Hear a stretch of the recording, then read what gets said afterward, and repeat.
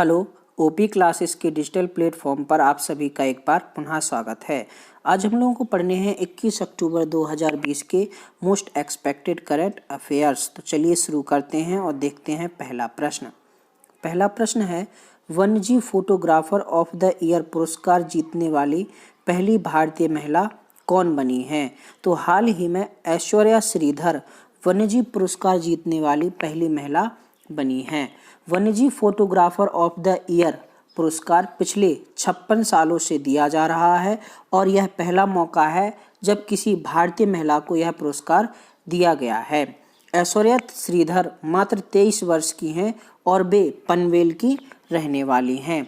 इस पुरस्कार के लिए 50,000 प्रविष्टियों में से 100 प्रविष्टियों को शॉर्टलिस्ट किया गया था, जिसमें पहले स्थान पर ऐश्वर्या श्रीधर की प्रविष्टि को चुना गया है। ऐश्वर्या श्रीधर ने एक जुगनुओं से चमकते हुए पेड़ की फोटो खींची थी, जिसे वन्यजीव फोटोग्राफर ऑफ द ईयर के लिए शॉर्टलिस्ट किया गया था। इस पुरस्कार की घोषणा लंदन के नेचर हिस्ट्री म्यूजियम में की गई और ऐश्वर्या श्रीधर के फोटो को लाइट्स ऑफ पैशन के नाम से दिखाया गया है। चलिए देखते हैं हमारा आज का दूसरा प्रश्न है, स्लीनेक्स भारत और निम्नलिखित में से किस देश के बीच एक संयुक्त नौसैनिक अभ्यास जो 19 अक्टूबर 2020 को त्रिंकोमाली तट से शुरू होगा? तो हाल ही में स्लीनेक्स का 8वां संस्करण श्रीलंका के त्रिंकोमाली तट पर शुरू हुआ। यह नौसैनिक अभ्यास भारत और श्रीलंका के बीच पिछले 7 वर्षों से आयोजित होता आ रहा है। यह त्रिंकोमाली तट पर 3 दिवसीय अभ्यास है जो कि 19 से 21 अक्टूबर के मध्य चलेगा। इस नौसैनिक अभ्यास में भारत की तरफ से ASW कॉर्बेट्स कमार्ता, जबकि श्रीलंका की तरफ से SLN शिप्स सायरा भाग ले रहे हैं।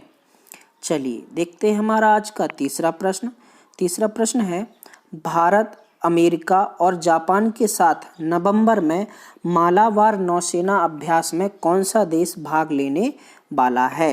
तो अगले महीने नवंबर में होने वाले मालाबार नौसेना अभ्यास में भारत, अमेरिका और जापान के साथ ऑस्ट्रेलिया भी भाग लेगा। भारत, अमेरिका, जापान और ऑस्ट्रेलिया क्वाड देश कहलाते हैं। मालाबार नौसेना अभ्यास हिंद महासागर तथा बंगाल की खाड़ी में आयोजित किया जाएगा। मालाबार नौसेना अभ्यास वर्ष 1992 से शुरू हुआ था, जब भारत और अमेरिका ने इसकी शुरुआत की थी। वर्ष 2015 में मालाबार नौसेना अभ्यास में जापान भी शामिल हुआ तथा इस बार इस अभ्यास में ऑस्ट्रेलिया भी भाग ले रहा है। वर्तमान में भारत के नौसेना अध्यक्ष एडमिरल करमबीर सिंह हैं। चलिए देखते हैं हमारा आज का चौथा प्रश्न है, निम्नलिखित में से किसने डेनमार्क ओपन में बैडमिंटन का महिला एकल खिताब जीता है?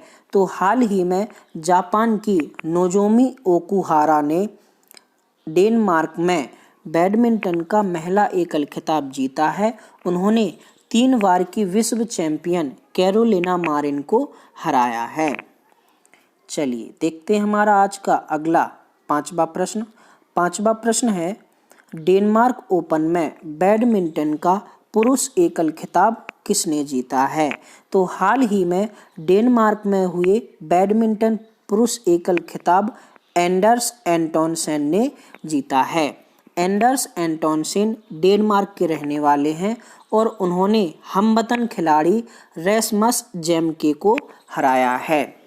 एंडर्स एंटोनसन 7वें नंबर के खिलाड़ी हैं, जबकि हारने वाले रैसमस जेमके 3रे पायदान पर रहने वाले खिलाड़ी हैं।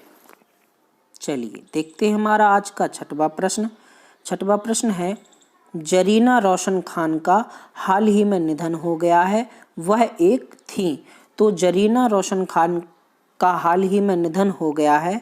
वे एक अभिनेत्री थीं। जरीना रोशन खान GTV पर प्रसारित होने वाले कुमकुम भाग्य में इंदु दादी का किरदार निभाती थीं।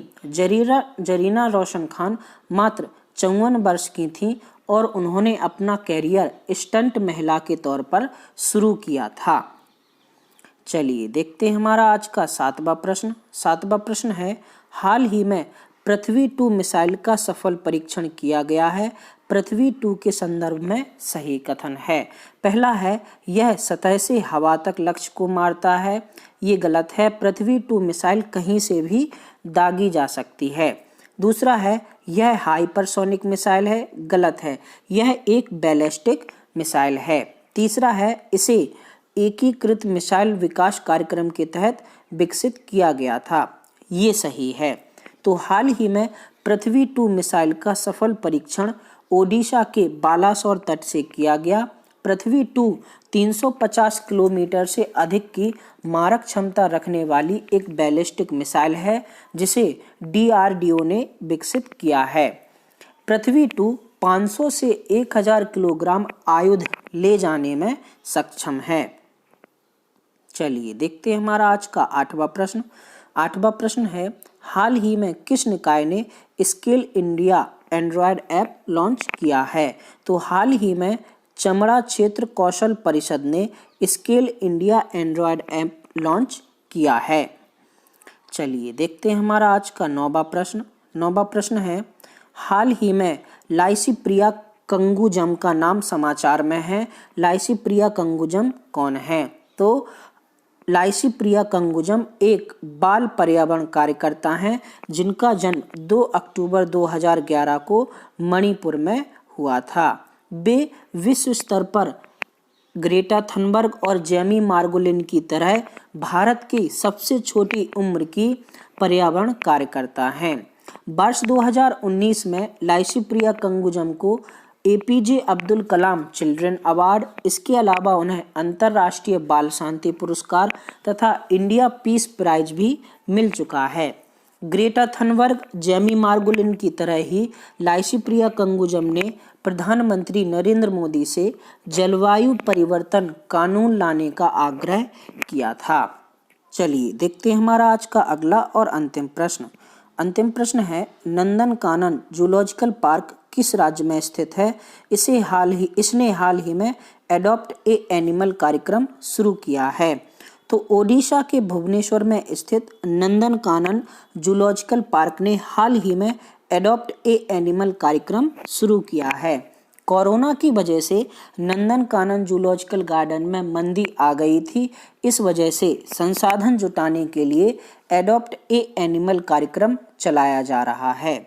नंदनकानन भारत का पहला ऐसा चिड़ियाघर है जिसने वाजा की सदस्यता ले रखी है।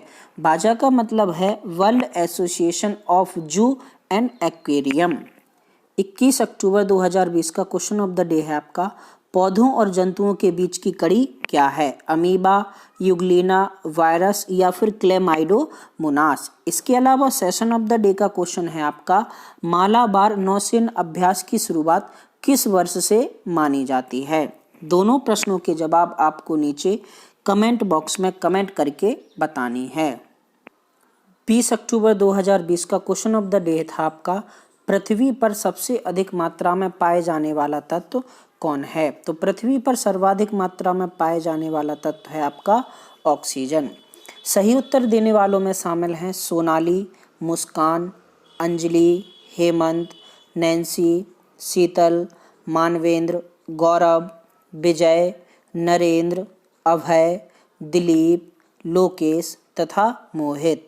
सभी को बहुत बहुत बधाई।